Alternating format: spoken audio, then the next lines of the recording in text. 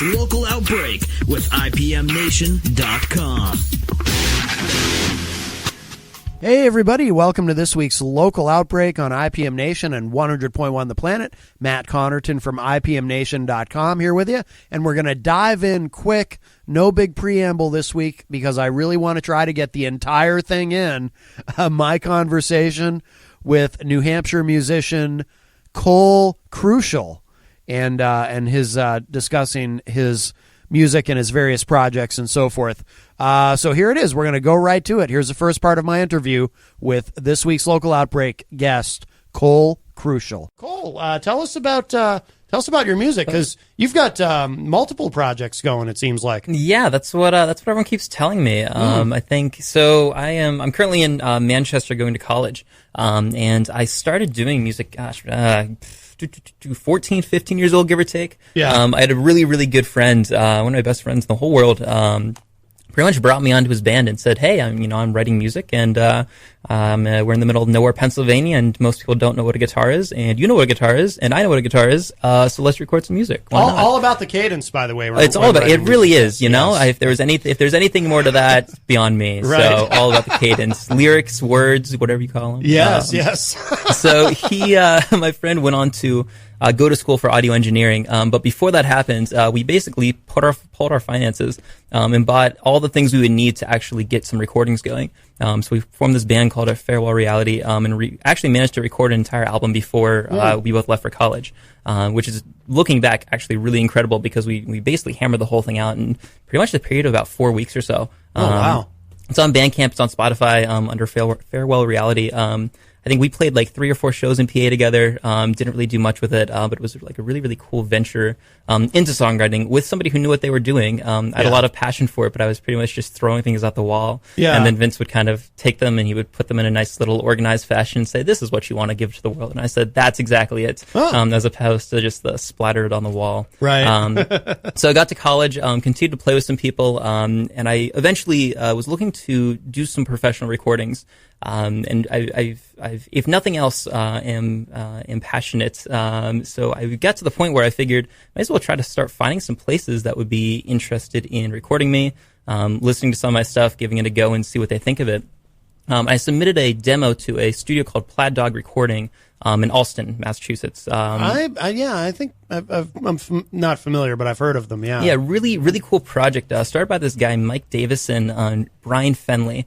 Are pretty much the spearheads of it. And their idea was that there's a ton, especially in the Allston area in Boston, with Berkeley so close. Yeah. There's all these musicians who, would love to record music and, really just need the money to do it. They're fantastic. I don't believe for a second that you have to be wealthy to make good art. That makes no sense. Right.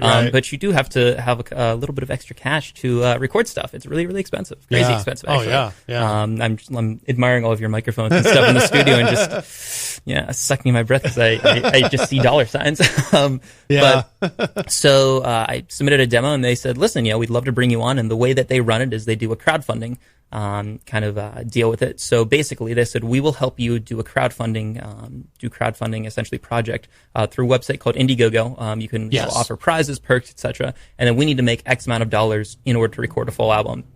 I said, "You know what? What else? What do I got to lose? If this is how I get to record music, and if that's what I really want to do with my life, why would I not do that? Because, why not?" So all of last spring, pretty much from March until April-ish or so, we ran a campaign. The campaign was successful. We raised about 83 or 84% of what we were hoping to raise, which was enough to fund the album. So I'm recording songs in their studio and supplementing some of the tracks with songs that are happening, with tracks that are happening at my studio on campus that I'm recording myself with my microphones and such there. Oh, okay. So the whole thing will be coming together. I am actually in studio tomorrow at 6 o'clock, finishing up guitar and bass, and then I have one more session to do vocals, and it's pretty much done.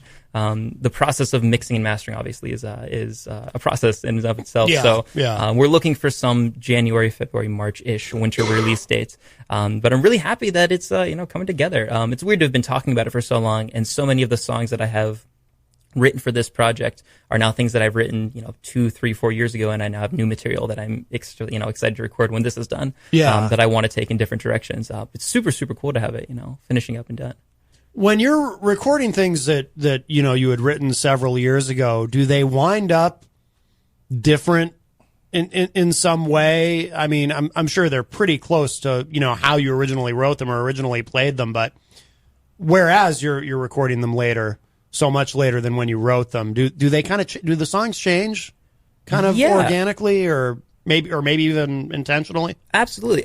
So much of I guess my creative process has to do with the people I surround myself with. And so I've been really blessed to have a lot of really good friends, really close people who have been not only influential with playing my music, quote unquote, but being willing to make it their music as well. Yeah. And so, when I play with people and they say, "Hey, this is a really cool song. Have you thought about, trying this with it?" To me, that's not like an insult of, "Oh, you should change your music because it sounds as good." It's, the idea that, hey, this is expanding, this is evolving. My mode of view is always going to be limited by my experiences, in life in general, and especially with creativity. Yeah. So if you're willing to open that door and let other people take it and see where they go with it, and then, willing to add on to that, I think that's really, special.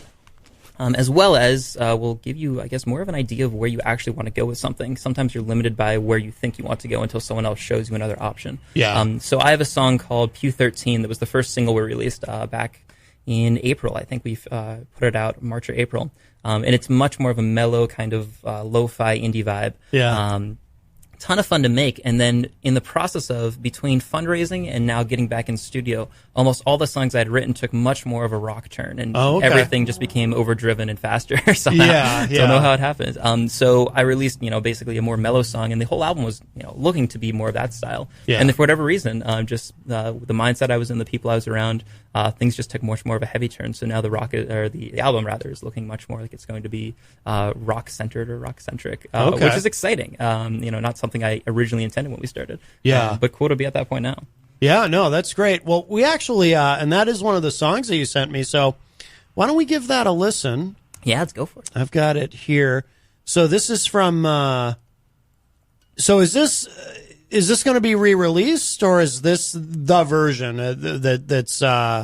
that's officially out? Yes, so this version is on Spotify, it's on Apple Music, it's on iTunes. I don't know if those are the same thing anymore. Amazon, Bandcamp, etc. Pretty much anywhere you find music. And this will be re-released on the album. This is just a single ahead of it. I gotcha. Okay. Yeah, so let's give this a listen. So this is Pew 13 by The Crusciel Detail, and we'll play this, and then we'll come back and talk some more. We're here with Cole Crusciel, and Michael Martineau is here with us as well, but this is Cole's song, Pew 13.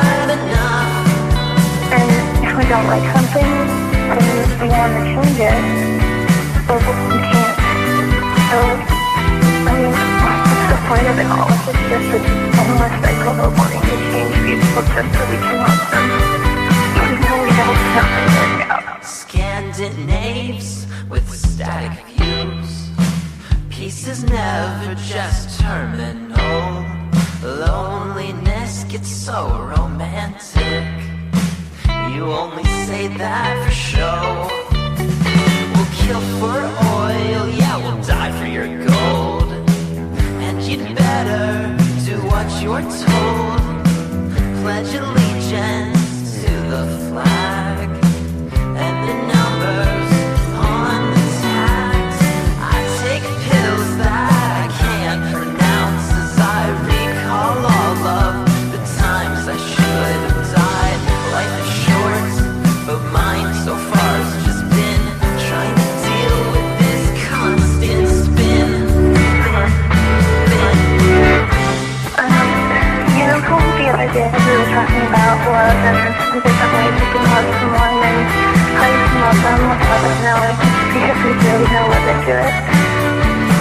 also hope country develops and character comes from and whether or not they can change, but honestly, I think because they're so connected, churches love people because of who they are.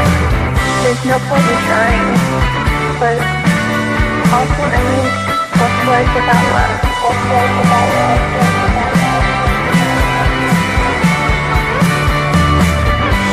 Can't help but feel like there has to be something more than just going in circles, because it really seems like that's all there is. I don't know. Talk more later, I guess. I'll try and call you. Local Outbreak with IPMNation.com. This is Local Outbreak, and here's more of my conversation with Cole Crusciel. All right, that is Pew 13, the Crucial Detail. Cole Crusciel is here. So what's going on there in the, like, is that from a voicemail or something? Yeah, the whole chorus is a voicemail that a friend of mine left me. She had left the voicemail itself is not the quote unquote original one. She had left me a voicemail very similar to that months before the song was recorded. Yeah. And I was writing the song and I had no real chorus for it. I just knew I kind of wanted to change the chords a little bit, but it didn't really have any like real unifying theme that I felt I could put into lyrics. And I was thinking, like, what is really the summation of the song?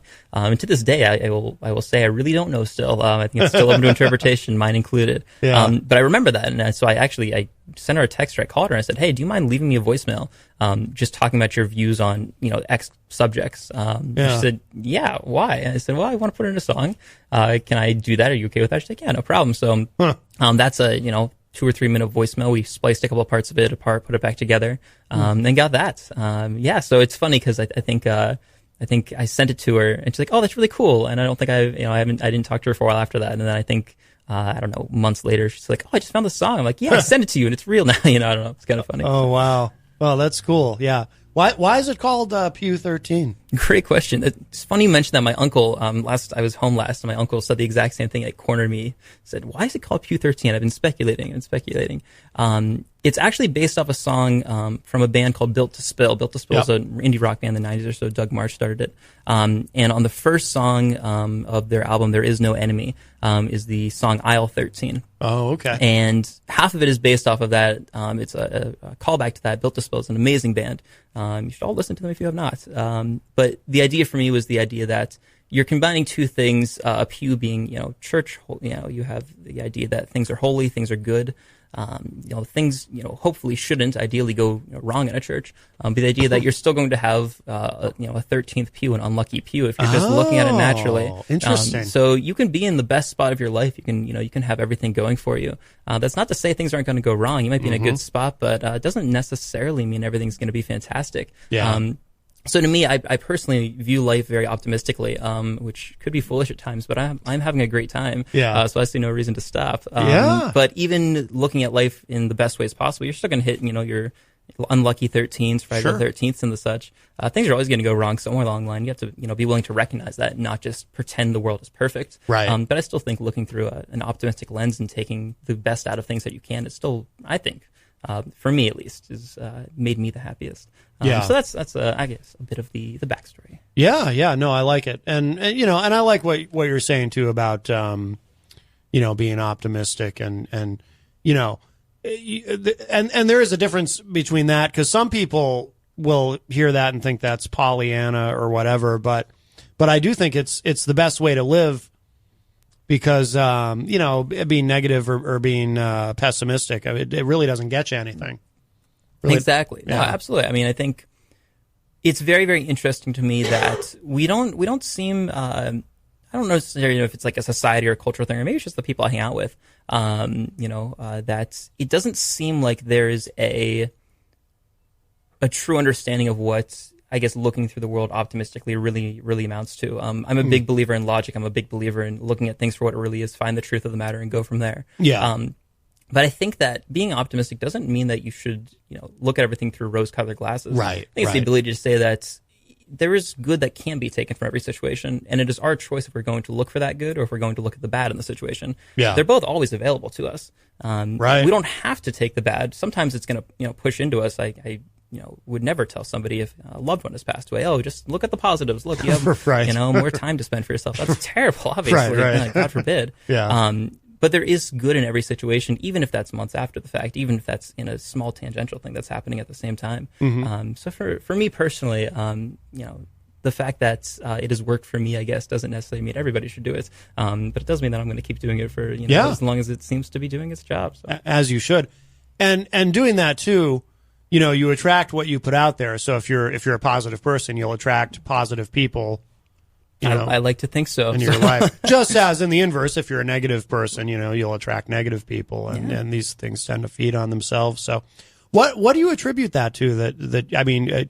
Were you raised by parents who were optimistic people, or just were you raised in a very positive environment? Yeah, I think I think so. I think looking back on it, it's weird because I think everyone's childhood is this kind of interesting mix between we have a couple of moments that we really remember, and then everything else is just, oh yeah, I guess I was there for 17, 18 years and things happened, and I guess I'm the way I am now because of that. Yeah. I was raised in a very like faith-filled household, very like stable household, despite having my own, every family is going to go through their ups and down moments and craziness. Sure.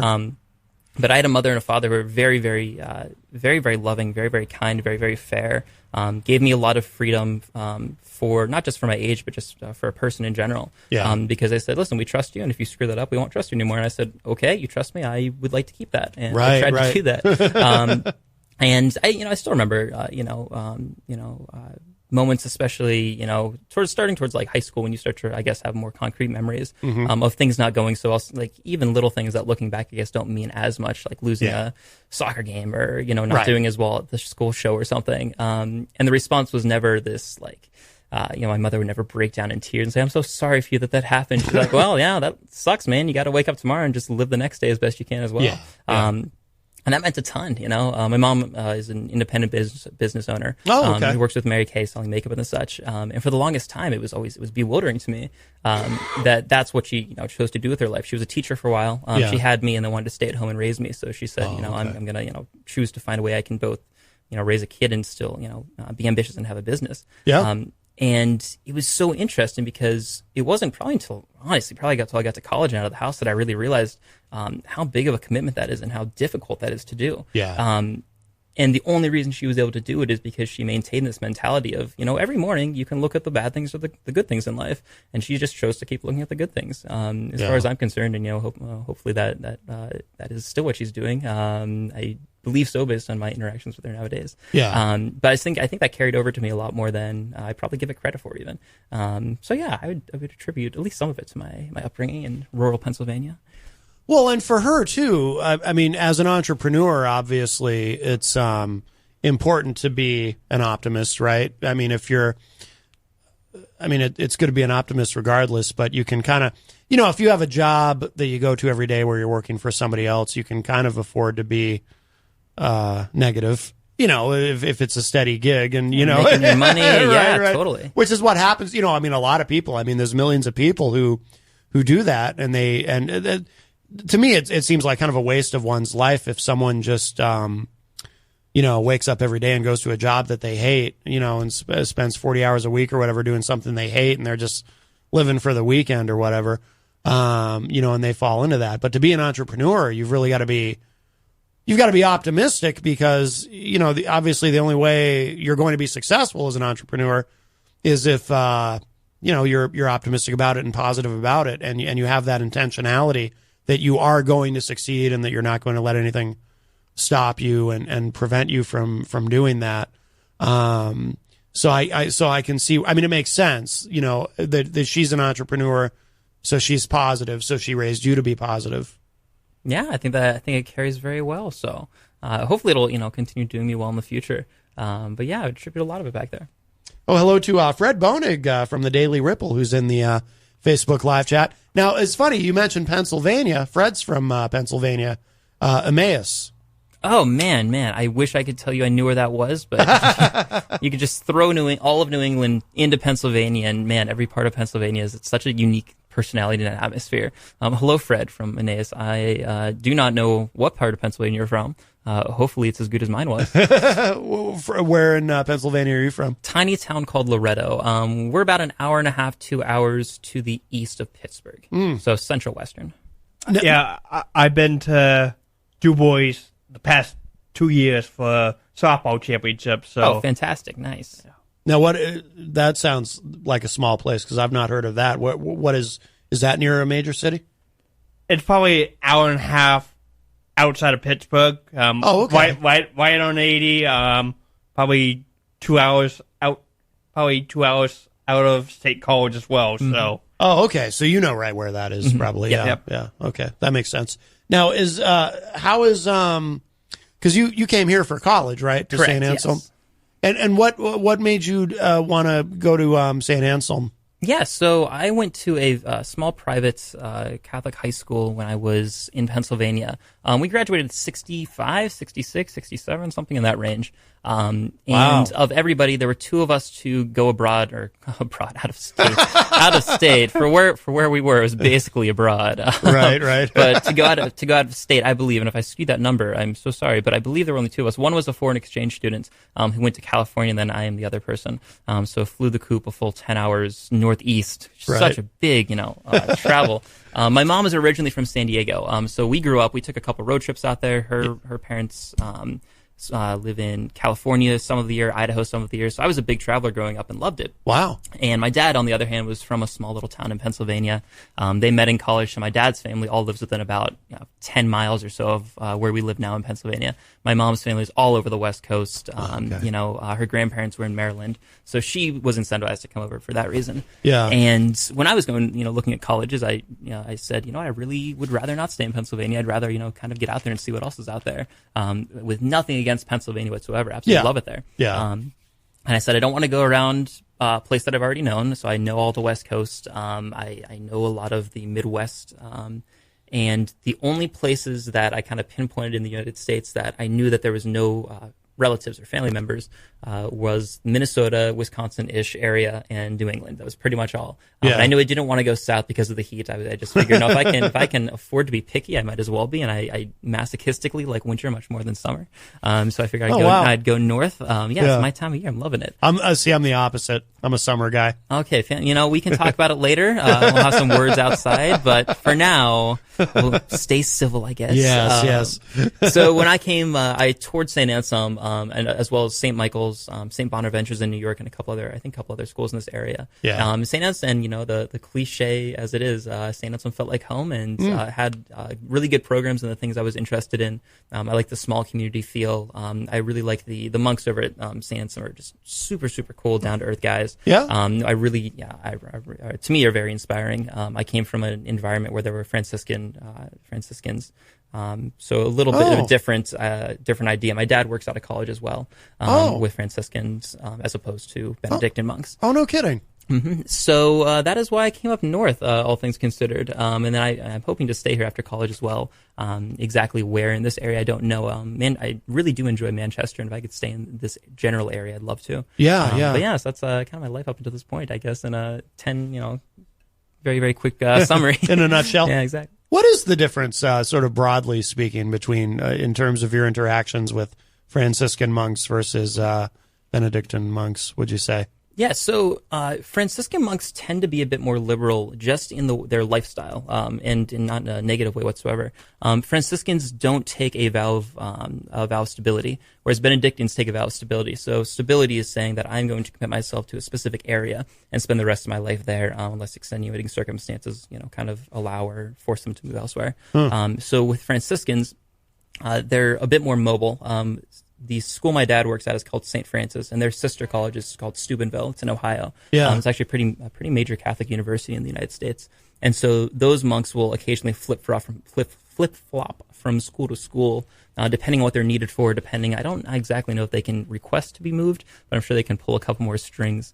So Benedictines have, I think, a bit more of an interest or an investment in the community they're placed in, because the idea that once they commit, they know they're not leaving. They wake up every morning and they look out the window and there's the graveyard, and that's where they're going to spend the rest of their days when their life here is done. So for better or for worse, might as well make the best of where we are, because we're going to be here forever and ever. Wow. So because of that, I think Benedictines seem to be a bit more interested in their community, whereas Franciscans, I think, are much more open to moving and being a part of different communities, whereas Benedictines seem very, very centered on the community that they're actively a part of. Oh, okay. Oh, interesting. Local Outbreak with IPMNation.com. This is Local Outbreak, and here's more of my conversation with Cole Crusciel. So Fred clarifies in the Facebook live chat, and I knew this and I forgot it. Emmaus is near Allentown. Oh, okay. Gotcha. Allentown, as immortalized in the famous Billy Joel song. So how does New Hampshire differ from Pennsylvania? Yeah, so I think most people would answer that question very politically. You'd say that, Pennsylvania tends to be very democratic and liberal on your east and western sides, Philadelphia and Pittsburgh kind of holding down the Democratic majority, and everywhere else tends to swing more Republican. Yeah. And New Hampshire seems to be a bit more of a mix where you can go almost anywhere, I feel. I guess up north would be a bit different, but it seems like anywhere is much more of a mix, and especially with Massachusetts, being pretty close to the south, that kind of, I guess, bleeds over into it. But I really don't see a political difference. I've always been interested in politics in the application of things, but I'm more interested in specific matters such as ethics and how that plays out in politics. Yeah. I'm a philosophy major, and I try to pull things as, look at things as ethically as I can in my classes, and pull those kind of ideas out. Because to me, if you're going to be educated in something and there's no real world application, it seems kind of weird to me to spend a lot of time and money on it. So when I'm studying philosophy, trust me, it's really cool stuff, but sometimes I have to take a step back and say, it's okay if it's cool, but you have to be willing to say, okay, how am I going to affect the people around me? How am I going to change my own life? How am I going to change the community? Yeah. And so for me, ethics in terms of the things I could be studying in philosophy, such as ontology, epistemology, etc., is the most striking to me, because it's something you can actually, enact in your life and in the community and with the people around you. And the difference between Pennsylvania and New Hampshire, I think, on a surface level, is they're very, very similar. There's, I think, a bit more of state pride in Pennsylvania. That not that there is not New Hampshire, but it's a different feeling. It's a different feeling of a unity that everybody is kind of stemming from the same sort of lifestyle. Interesting. Whereas New Hampshire seems to be a bit more unified over the idea that people are coming from different lifestyles and experiences. And especially, again, with Boston so close and you have an ocean so close. There's also much more of, I would say, like an art scene and a young person kind of feel in New Hampshire. My area of Pennsylvania is very rural. It's the idea that your family was born there, and their family was born there, and their family was born there, and so this is the only world you know. Right. And so and frankly, that there's a comfort in that, and there's something I really like about that. But New Hampshire seems to be a bit more of people can use it as a springboard. People can, quote unquote, get out of town and then come back later, and it's still going to be good old New Hampshire. Yeah. So I hesitate to say that there's a drastic difference, but there's enough of one that for me it's noticeable. Yeah. No, it's interesting. Yeah, this is a much more, politically, it's, pretty diverse here, but it hasn't always been. Like when I was a kid, or growing up, it was very, very conservative here. And it's really changed, and a lot of it, I think, has to do with Massachusetts being right to the south. Massachusetts, obviously, a very liberal state, and over the years, a lot of folks have moved up here from there, which some people resent, which is kind of funny, but but we've really kind of assimilated into the rest of the Northeast in that way, because the Northeast, obviously, it's on an electoral map, it's blue, and we've kind of assimilated into that, but New Hampshire was kind of the last bastion of a certain conservatism that doesn't largely exist here anymore, if that makes sense. Which I guess is really just a roundabout way of saying we used to be a much more conservative state, but now it's much more diverse. And even with within our Republican Party here, there's a large libertarian wing of Republicans, libertarianism, of course, has a lot in common with conservatism, but it has some things in common with liberalism too, which is why, for example, despite having very often a Republican-controlled legislature, we were able to, we got same-sex marriage here before the Supreme Court, made their decision. And that probably wouldn't have happened had it not been for the libertarian influence within the Republican Party here.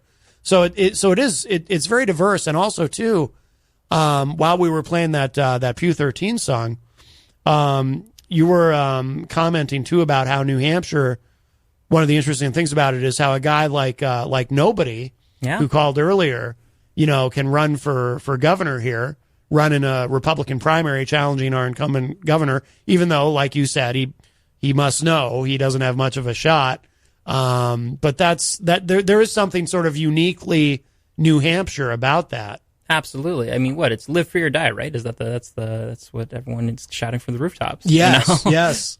Despite cannabis still technically being illegal here, yes. We got decrim, but yes. And we have it's either the third or it depends who you ask. Our state legislature here is either the third or fourth largest democratically elected legislative body in the world. So people, and a lot of people don't think that's necessarily a great thing, but that's kind of a separate discussion. But people can really, if people want to get involved in politics at a ground level, there really is an opportunity to do that here. We have, let's see, Brandon. Is it Flaherty? Is that how you say that? Flaherty? Yeah, let's go with that. Okay. He says, hey, Cole, query for you. You're a philosopher. What are your thoughts on, so I'm never sure how to say this, solipsism? Solipsism. Sorry, yeah. I kind of get a little dyslexic on that word. No worries. Brendan, excellent query, Brendan. Yes, excellent query. So solipsism, in case you don't know, is essentially a philosophy that says that the entire world and the entire universe and everything in existence stems from one source, and that is your own mind. So if I were a solipsist, I would believe that you, sitting right in front of me, and everyone else in studio and this microphone and everyone listening to me are just figments of my imagination, that they do not exist. And I am essentially the primary being in existence, and all other beings are just a part of me in a subservient fashion. So those things might come into my existence and try to do things to me, and I can do things to them. But at the end of the day, they're just in my head, and so I really have no moral responsibility to them. I can do whatever I would like to them. I can behave in any way, shape, or form that I would like, and there's no bounds to punish me morally for that, because everything is just me. Right. I am the bricks on the wall. I am my own body. I am my mind. And on one hand, that sounds absurd, of course. If I'm very certain that if I threw something to you right now, you'd probably not like that and not just say, well, I'm just part of Cole's mind, so he can treat me as he wants. But if you think about it, it's a bit of a fascinating question, because it's very hard to disprove. Prove right now to me that you're not just a figment of my imagination, and I'll try to prove that I'm not just a figment of yours. Right. You can go back and forth. There's really no basis. That's true. For anything that says contrary. We're all confined to our own existence. I can't see what you're seeing or experience the feelings you're feeling. Right. And so it brings up almost an ethical question. If someone is a solipsist, if you genuinely believe that, I am nothing but you're a figment of your imagination, and you owe me no moral respect or that sort of thing, how do I go about trying to say, Matt, hey, you really shouldn't do that because I am a person, right? If I can't ever prove that, so I don't know. I think it's an interesting kind of school of thought. Right. Yes. No, that is. And you all right, Daryl?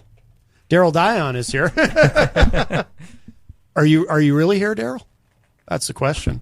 Good evening. What's the question? Oh, never mind. We've moved on. This is Cole Crusciel. Hi, Cole. Daryl, very nice to meet you. Nice to meet you. And I believe Michael Martineau. He's the best newsman in the business. Yeah. Yes. Oh, yeah. Let's see. Hello to Mike Laughlin, who joins us in the Facebook live chat. And Brandon is really enjoying or Brendan, rather, is really enjoying the discussion. You can call him Brandon. That's fine. Brandon is fine. Yes. Well, the two are so easily interchangeable. They really are. And I mean, he's just a figment of my imagination anyway.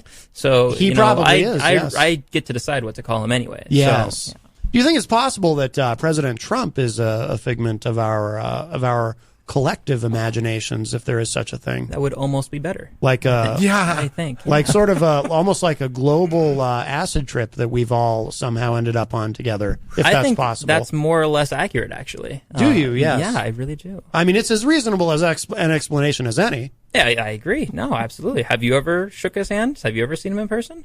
I have seen him in person. Yes. Have you touched him? Have you felt that he is a physical, real being? I have not. You know, I'm someone who just vies for logic, and I have no real proof. Internet makes up some wacky things. That is true. Yes. So this could be him calling. Hey, Matt, this is Brendan Flaherty. Oh, hey. Calling in. I just got off the Facebook Live group chat here. Cole, you can't call me Brandon. I'm just saying that. No, I'm kidding. Cole and I are roommates. So. Oh, okay. I suspected the two of you know each other. Yeah. Super fun.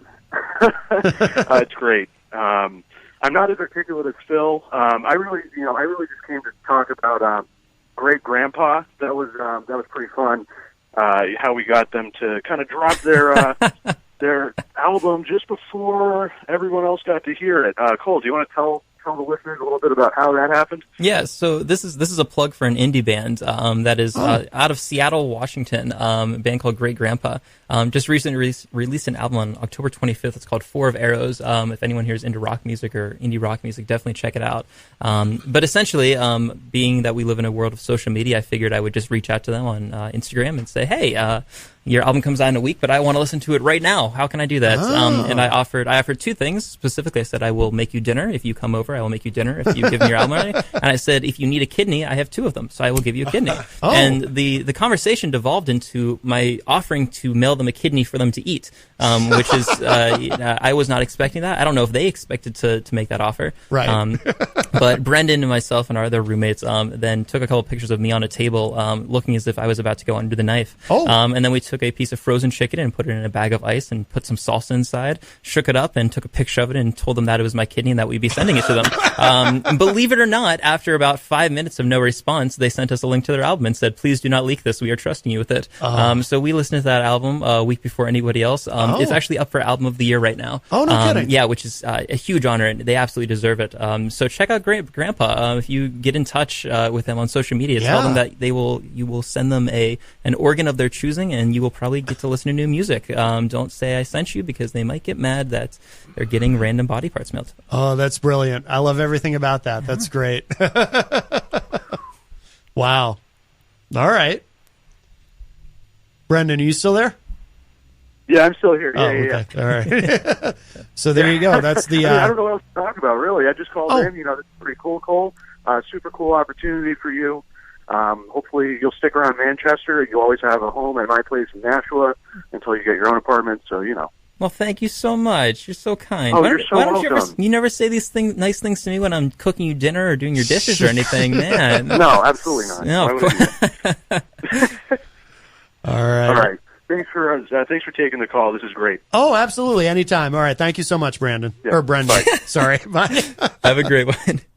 Is it? It is. I'm looking at. Okay, it is Brendan. Okay, I do try to be accurate with Give names. him some due respect. Well, we should before we run out of time, I want to get in another song, Cole. We should play this track, Airport Bathroom. Yeah, I really like this a lot. Thank you so much. Especially since Ben's mentioning about Amanda traveling reminded me of that. Fantastic. What do you before we'll play this? What do you want to tell us about it before we hear it? Yeah, so this I don't really have a usual songwriting style. I just kind of go with whatever hits me. And my mom told me this story about when my aunt was born. They were flying from California to Maryland to have her baptized. And my grandmother decided that in the bathroom of the airport, she got nervous that what happens if the plane goes down? And if the plane goes down and we don't make it to the baptism. And so she took my aunt, my baby aunt, to the bathroom and put a little bit of water in her hands and said, I baptize you in the name of the Father, Son, and Holy Spirit, which, if you're a Catholic, that officiates a baptism. If anybody with intention says those words and uses water, you have officially baptized somebody. They fly across the entire nation, and right before the ceremony, the priest says, we're just to confirm, you haven't baptized this child, have you? And she says, well, I haven't really baptized her, but just in case something would have happened, I did this thing in the bathroom. He said, well, what did you do? And she said, well, I did these things. He's like, well, this child is already baptized and I can do nothing for you. They had a ceremony, but they did not actually baptize my aunt again. Now that story is fantastic. But I was told this by my mother when I was a kid. And I wrote this song, and my mother said, what is this about? And I said the exact same thing. My mother said, oh, I love that story. And then my grandmother, when my mom told my grandmother that, my grandmother said, you know what, I don't know where you heard that, but I didn't do that. So apparently, Really? somewhere along the line, some detail got skewed where my aunt may or may not have been baptized in a bathroom at an airport. She may or may not have been baptized at all at this point. The details are skewed, but that's my story, and I'm sticking with it. That's great. And that is why I wrote the song. Oh, that's fantastic. I love it. All right, so let's give this a listen. This is Cole Crusciel as the Crucial Detail. This is Airport Bathroom.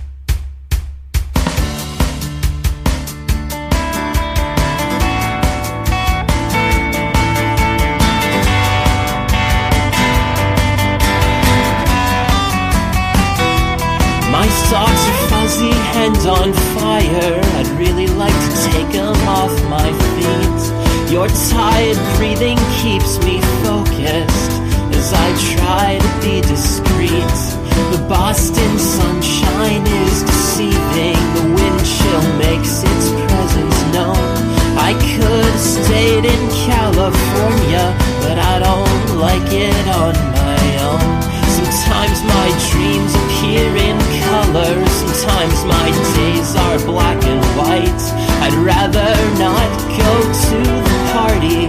That's where you'll be at tonight. I like to think of God as smiling. I've always been a raving optimist. I do what I can to keep things steady, and I just hope he gets the gist. So I'll take my time, watch them all skip line, and I'm coming clean, slower than it seems.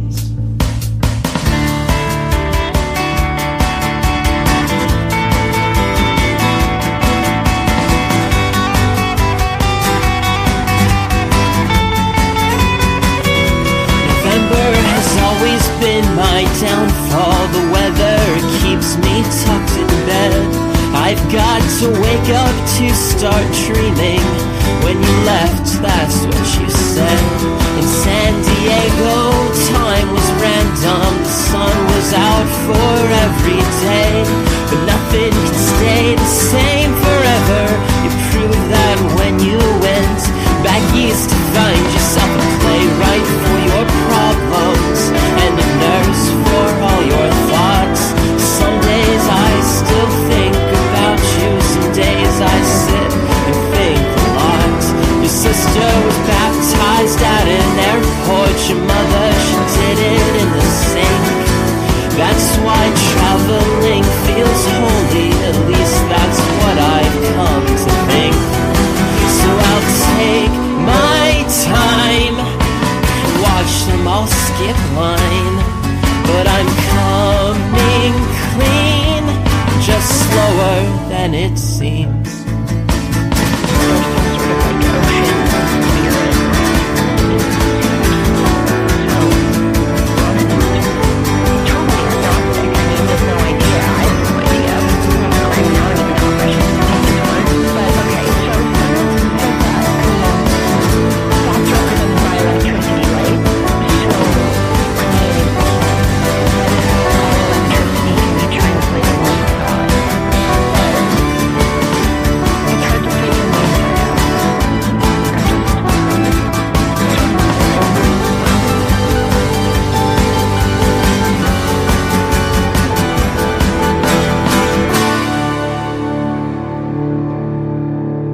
That is great. Airport Bathroom from the Crucial Detail. Thank you. Local Outbreak with IPMNation.com. This is Local Outbreak, and here's more of my conversation with Cole Crusciel. Cole is here with us. Cole Crusciel. So how did I'm trying to remember how I said your name before. I think I said Crusciel. Yeah, Crusciel. Almost sounds cooler. I don't know. You can keep running with that as long as you'd like. It sounds exotic, Crusciel. A little It sounds French twist. Yes, exactly. Well, we should Cole, let's make sure that everyone knows how to find your music online and so forth. I would love that. So you can search the Crucial Detail on any of your whatever search engine you prefer. It should take you. I have accounts on Spotify, Apple Music, iTunes, Amazon Music, anywhere you like music. There's an awesome website called Bandcamp. I don't know if you've heard of it. Bandcamp, you can search The Crucial Detail, and I'm on there as well. So everything is up and running. I have a YouTube channel as well. So The Crucial Detail, search on pretty much wherever you find music will lead you directly to me, whether you like it or not. Excellent. And are you playing out at all? Are you doing any shows? Or Yeah, so right now I'm finishing up, again, the album is going to be done theoretically. Again, I go in to record guitar and bass tomorrow. And then theoretically, we have to schedule my last vocal session. But the album should be released between January and March, depending on how the mixes go. And then at that point, we're going to try to start booking some stuff. I'm in communication right now with Flake Coffee over in Dover, I believe, or maybe their Portsmouth or Bedford branch, to get booked on some of their shows in the coming days. I play at Cafe Lorraine from time to time, right down the street. And play a couple house shows and dorm shows for people here and there. Once the album's out, then I'm going to try to put more of my effort away from recording and into playing out more. But hoping to get more on the scene. So updates will follow. Cool. Hopefully, yeah. And then when you play out, is it always you acoustic, or do you have... So I play with a couple people. Essentially, I was in a band before this, and we were playing mostly covers and a couple of originals. And when I started to go to recording stuff, I had a really good friend of mine, and also my boss. So I guess he's my boss first, and maybe a friend second. His name is Joe DeLoe. I work for him over at the Dana Center at St. Osmond College. I do lighting and sound for him. Yeah. He said, "Listen, you should really, if you're going to do this, do it under your own name. Keep all the rights to your stuff, and make it a project you can take with you, and not be dependent on other people."